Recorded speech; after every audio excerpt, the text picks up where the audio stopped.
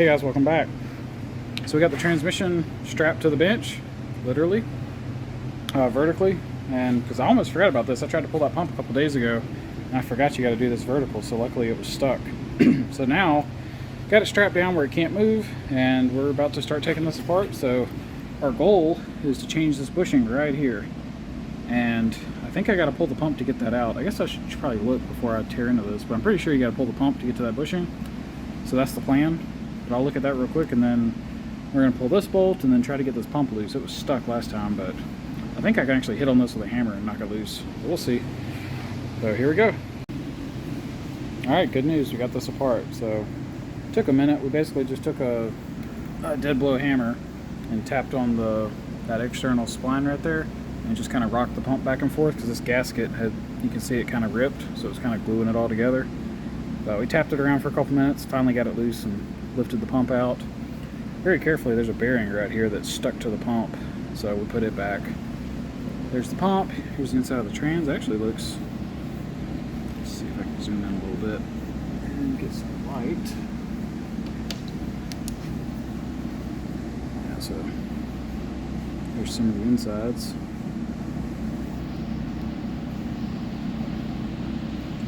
Sorry, it's not focusing.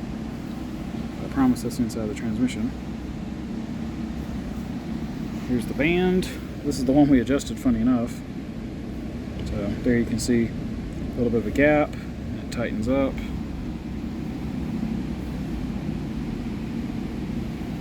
I don't know if that's how it should look, but that's how it does look.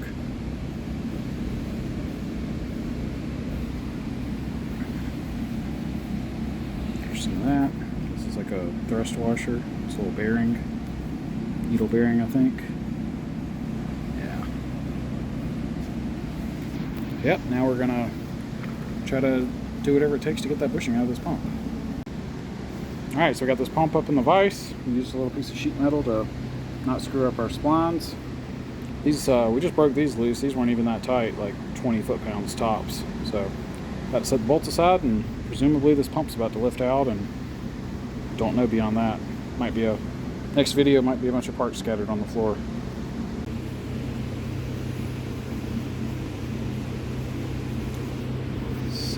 That's, we don't know if that's dirt or damage or what. Let's see if it wipes off. Oh, it does wipe off. Maybe that's just some dirt or something. Whatever I touch, nothing. Alright, this video is for Marshall.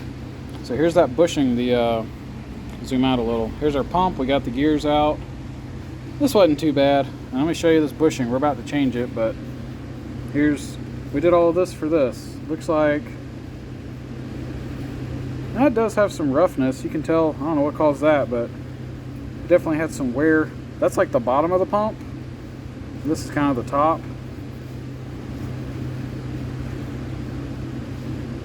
So it does have it has some wear. I guess I'll take a caliper and measure this because it looks, to me, it looks superficial. I doubt there's more than 2 or 3 thou wear on this whole thing. Maybe less than that, but I could be wrong. But that's what it looks like. It does have a bunch of pitting and stuff. I don't know. Maybe debris just like collects there and wipes it every time it starts or something, you know? Because this is at the bottom of the pump where all that junk is. I'm pretty sure that's the bottom. If I flip over here to the other side, it looks much better. If I go to that side, a little bit. I think it looks worse on camera than it does in person. Watch, I'll zoom out and show you. Here's what it looks like when you zoom out.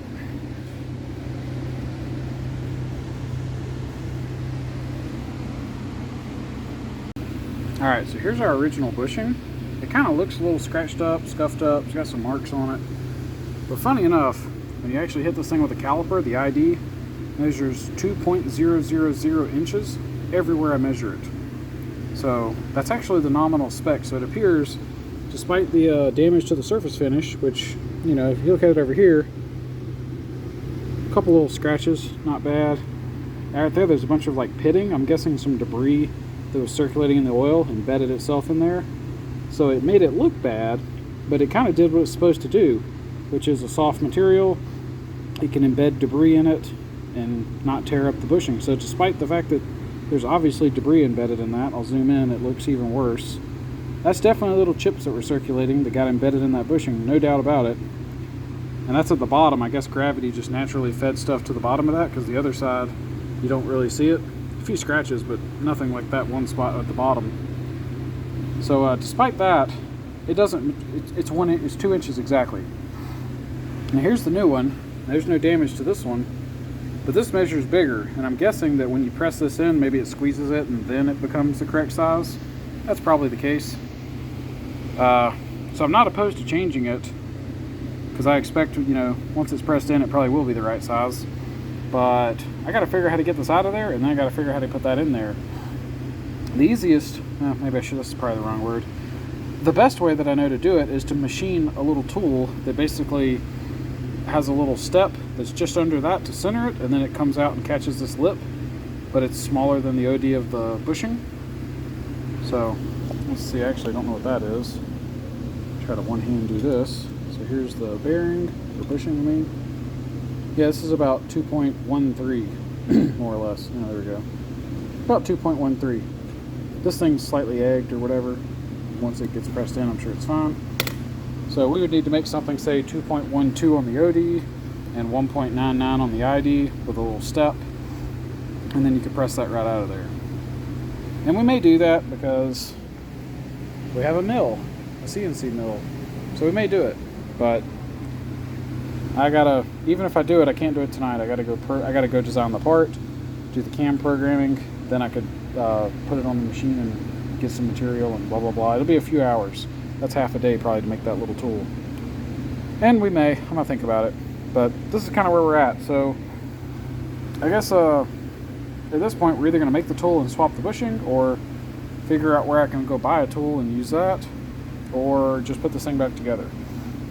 Which would kind of suck, because we basically took it apart for, not for nothing, but for almost nothing. At least if we, I guess on the upside, if we put it together the way it is, I now know that this bushing has no slop in it at all.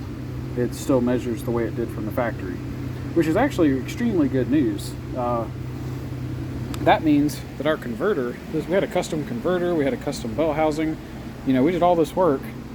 That means that stuff was right, because we've revved this thing to 8,000.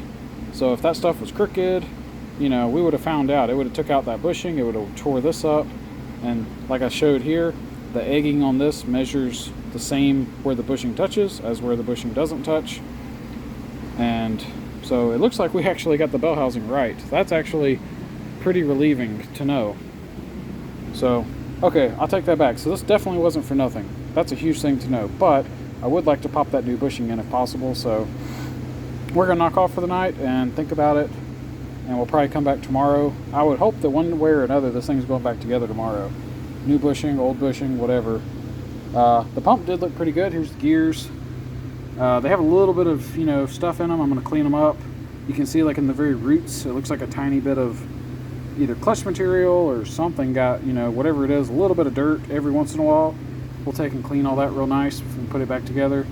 Here's the face that rides on. I mean, hell, I'll zoom in, but you can tell. I mean, this thing looks, you can hardly tell where the gears even touched. I mean, this looks basically like new. So that's, I mean, you'd expect it. There's not much time on this, but it's in really good shape. So I'm pretty happy. Looks like we should be able to put this thing back together and should be good to go. All right, y'all, take it easy.